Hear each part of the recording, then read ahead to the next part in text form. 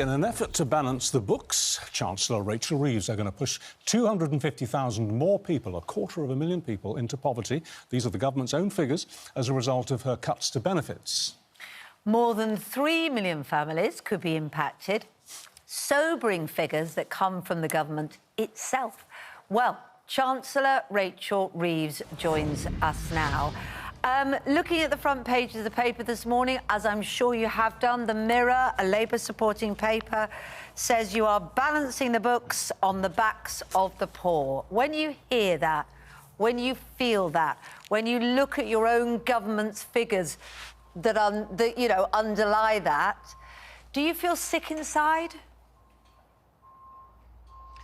I got involved in politics because I wanted more people to have opportunities, more children to have a good start in life.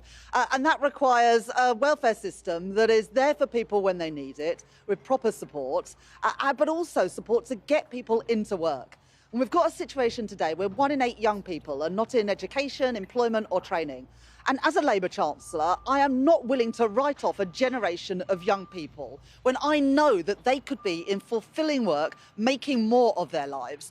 And that's why yesterday I announced £1 billion worth of support for guaranteed, personalised, tailored support to get people back into work. Now, our impact assessment doesn't include the impact of that, but I am confident because Labour governments have done it in the past. The New Deal for working people, the New Deal for disabled people got people back into work, lifted them out of poverty and ensured that they had more money for themselves and their families. So the numbers are based on the welfare changes alone without taking into account people going back into work and earning money and putting money in their families' pockets. I get that. So you don't feel sick about it? You're pleased with it? I am confident that we can get people back into work. And we're also consulting on additional premium payment to the most severely disabled and sick, because it is right that the welfare state is there for people when they need it, but the welfare state should also always help people get back into work. Not park people on benefits, not write them off because of their disability, and I know that. but you obviously help them don't into want work. to talk about your emotional feeling about it. So let's look at the figures then. So we've got, according to government figures, we've got 250,000 people going into poverty. 50,000 of those children. Now, how do 50,000 of those children get work? But as I say, those numbers are assuming that there's no change in work. All right, and well, tell the me children's about the mums and dads and their carers. Tell me about the other carers. numbers, because you've got the numbers for behind the freezes and the cuts and the impact on families of that. So what are the numbers that you can be confident about of getting people into work? What does that support, £1 billion there, really mean?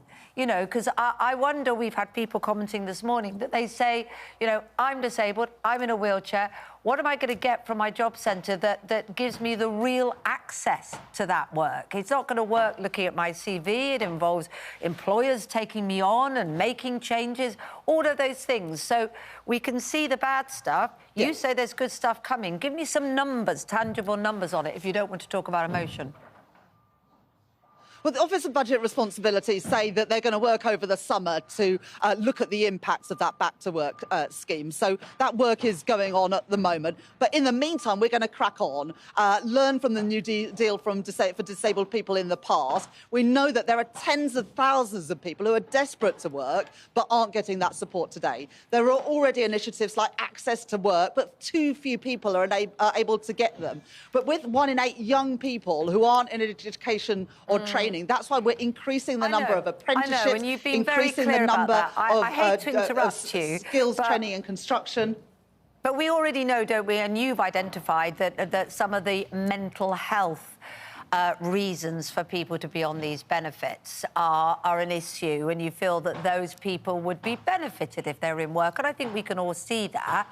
However, we also know that the mental health service is woefully not there for those people. So, where is the money going to go for that? How do they get the help back? I think people just can see the damage but can't see the vision.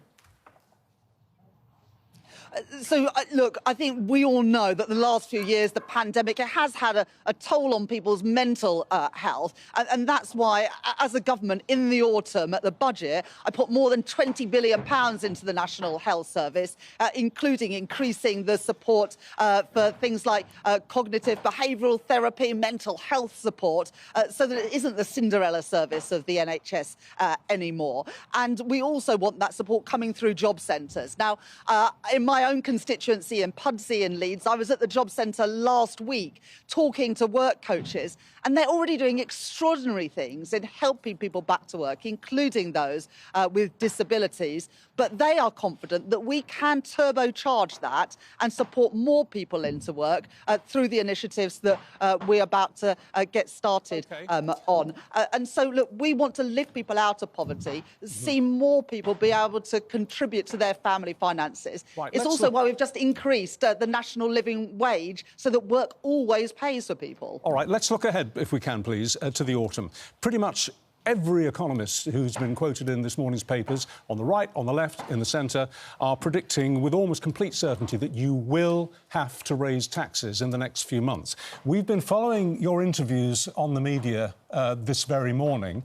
You've not ruled that out. You've kind of obfuscated on question after question about it, which is what you do, but you haven't ruled it out. Are we going to see tax rises? Are you going to be forced into imposing tax rises, and where will they fall? Well, it would be wrong to try and write 4 years more of budgets, a spring statement.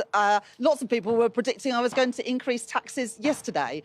I didn't, because I've made a commitment to just one budget a year, and I recognise that the tax increases that we introduced last year have still got to come in. So I didn't increase taxes yesterday. We are getting a grip on public spending, rooting out waste. We're getting rid of the quangos. I'm sorry to interrupt, but I notice but we're short of time, and I don't want to spin off into generalisations again, but I do notice that you don't rule it out. What about Donald Trump? Well, no, I think it would be irresponsible to write budgets in the future when you don't know what the scenarios are going to be. So you're not ruling it out. That's all I'm saying. Donald Trump. I think it would be grossly irresponsible to do that. Yes, you've said but this. people can see my please? instincts. Yeah, you've said this. And I'm simply underlining the fact that that means that you're not ruling them out. Now, Donald Trump blew a bit of a hole in your plans overnight. He's imposing a 25% tariff on UK cars being imported into the USA. You've got talks with the American government later today about a possible trade deal. What are the percentage chances, do you think, of reaching a deal which will scotch that 25% tariff? Because it's going to have a massive impact on your plans and on the British car industry. The Prime Minister went to see the US President just a few weeks ago, and since then we've been in intense negotiations ahead of these tariffs coming in potentially next week. We're at a very important moment in those negotiations with just a few days left to go, and we're putting everything we can into getting that deal over the line, because I recognise how important it is for jobs and industry in Britain. I'm not going to put a figure on it, but we recognise how important it is, and that's why we are working flat out the next few days to try and secure an agreement. OK, fingers crossed then. Now, on a personal level, this week, Chancellor, you've been accused of having a tin ear regarding saying yes to freebies. Now, after the whole freebie scandal, which engulfed your government in their first few months in office, it was a disaster for you in PR terms, you'd think that people like you would avoid new freebies like the plague. But last week, we learned that last month you accepted £600 worth of seats in the VIP box for a Sabrina Carpenter concert. Not got much to do with government, has it? And then a few weeks after that, £276 worth of free theatre tickets. Why don't you pay for your own tickets? Don't you see how this looks? A Chancellor who's making these kinds of cuts to working people and poor people, accepting free tickets. It looks awful. Are you going to accept any more freebies? Well, I absolutely...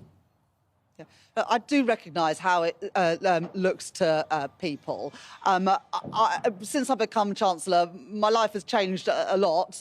It's a privilege of my life to do this job, but with it does come security concerns that I'm not able, like I was in the past, just to buy tickets for a concert and sit with my family.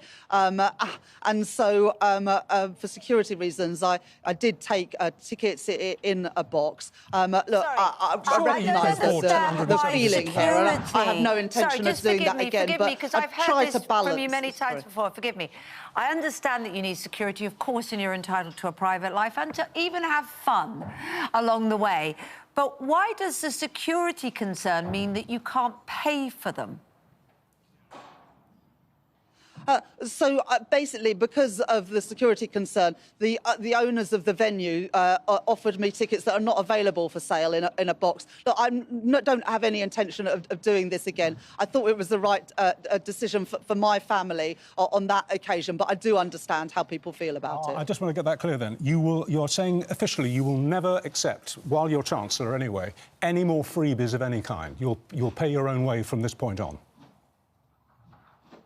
If it's related to my job and it's something that I need to do in my job, like I'm going to a formal dinner or a formal event, of course you have to accept hospitality. But, you know, look, I went with a family member. I'm not intending to take concert tickets in the future. But, you know, it is a balancing act in my job to try and be a good parent and also do my job with some of the security challenges that I face in the job now. So you're accepting you made a mistake?